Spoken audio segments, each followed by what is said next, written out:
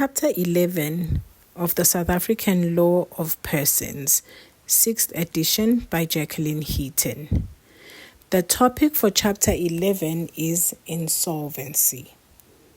Under Chapter 11, we have 11.1 Introduction, 11.2 Legal Capacity, 11.3 Capacity to Act, 11.4 Capacity to Litigate, 11.5 Capacity to be held accountable for crimes and delicts, and 11.6 Rehabilitation. These topics are found in pages 145 to 148. And these are the last pages that I'm going to be reading from this book, as Chapter 11 is the last chapter of the South African Law of Persons. Just before we can carry on with Chapter 11, thank you so much for being here and listening. And if you found these videos helpful, please just go back, like the previous videos, like this one, and please subscribe to the channel. The Helpful Voice. 11.1 Introduction. A person is insolvent if his or her liabilities exceed his or her assets. In other words, when he or she has more debts than assets. If the person's estate is sequestrated by the High Court as a result of this state of affairs, the sequestration affects the person's legal capacity, capacity to act, and capacity to litigate. The limitations that are imposed on the insolvent do not have the object of punishing him or her, but of protecting others. See footnote 1, and the definition of sequestration or sequestrated in law means that an individual's entire estate, assets and liabilities has been legally declared insolvent and taken over by a court-appointed trustee or master of the High Court. When a person is declared insolvent and his or her estate is sequestrated, he or she is divested of the estate, which then vests in the master of the High Court until such time as a trustee is appointed. So basically what we just defined above.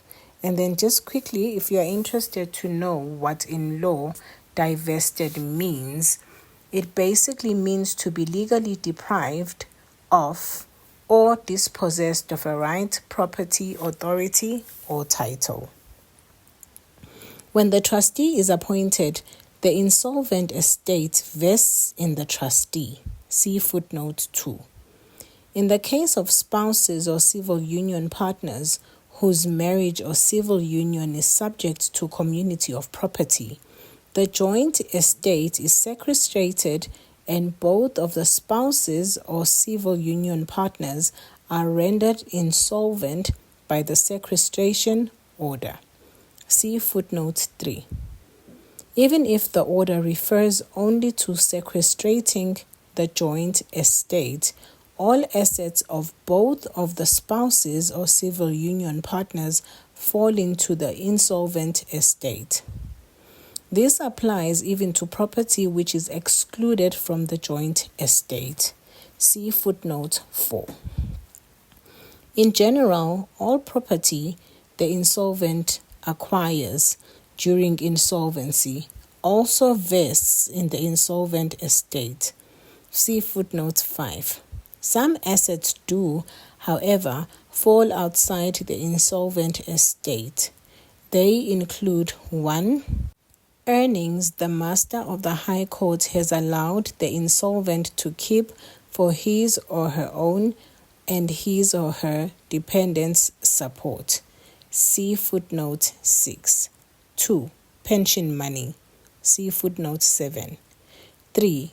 Compensation the insolvent receives for loss or damage as a result of defamation or personal injury. See footnote 8. 4. Certain personal belongings such as clothes, bedding, household furniture, tools, and other essential means of subsistence. See footnote 9. 5. Certain life insurance policies. See footnote 10. 11.2. Legal capacity.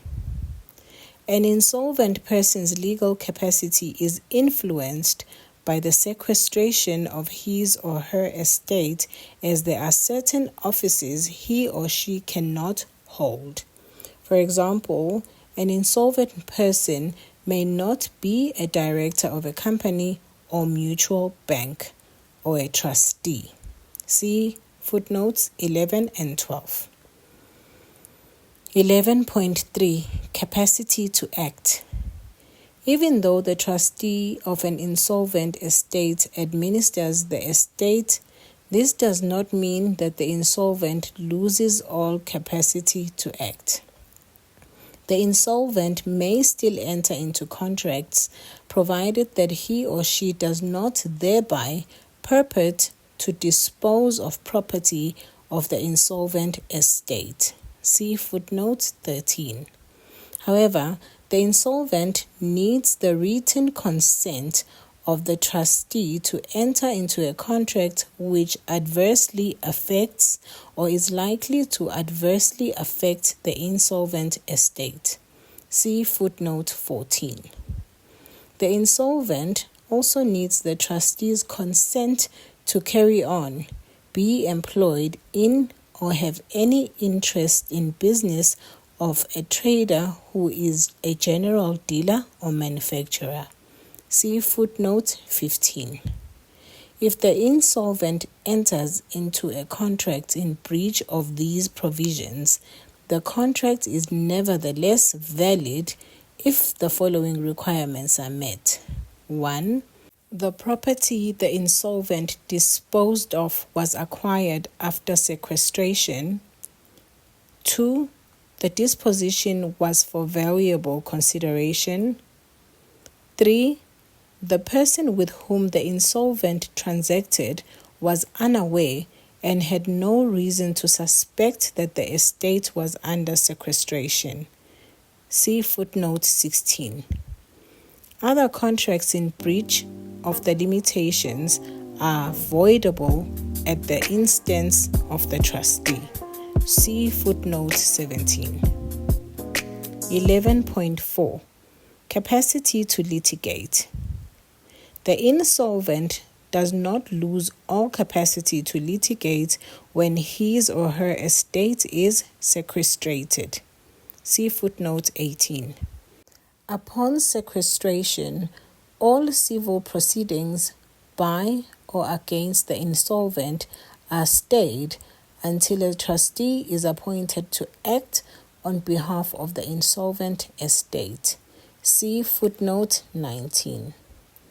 Once a trustee has been appointed, the trustee institutes claims on behalf of the insolvent estate and defends claims instituted against it. See footnote 20. In respect of claims that do not relate to the insolvent estate, the insolvent retains locus standi in judicio. The insolvent may, in particular, in his or her own name, and without the trustee's consent or cooperation, sue or be sued in respect of 1. Any matter relating to his or her status or any right insofar as it does not affect the insolvent estate. See footnote 21. 2. Any claims arising from contracts concluded after sequestration that are not detrimental to the insolvent estate. See 22. 3. Any claims to recover a pension to which he or she is entitled. See 23. 4. Actions for compensation in respect of defamation or personal injury he or she suffered. The insolvent must, however, have the court's consent to institute an action against the trustee of the insolvent estate on the ground of malicious prosecution or defamation. See footnote 24. 5. Remuneration for work done or professional services rendered by the insolvent or on his or her behalf after sequestration. See footnote 25. 6. Actions against the insolvent for any delict he or she committed after sequestration. See footnote 26. 7. Actions to recover property or institute a claim in favor of the insolvent estate should the trustee refuse, neglect, or decline to do so. See footnote 27. 8. Actions against the trustee of the insolvent estate for maladministration or improper disposal of assets of the insolvent estate or the improper recognition of obligations to the detriment of the insolvent estate. See footnote 28. If the insolvent embarks upon unnecessary litigation, the court may order the insolvent to provide security for his or her opponent's costs before proceeding. However, the mere fact that someone is insolvent does not warrant an order for security for costs against him or her. See footnote 29. 11.5. Capacity to be held accountable for crimes and delicts.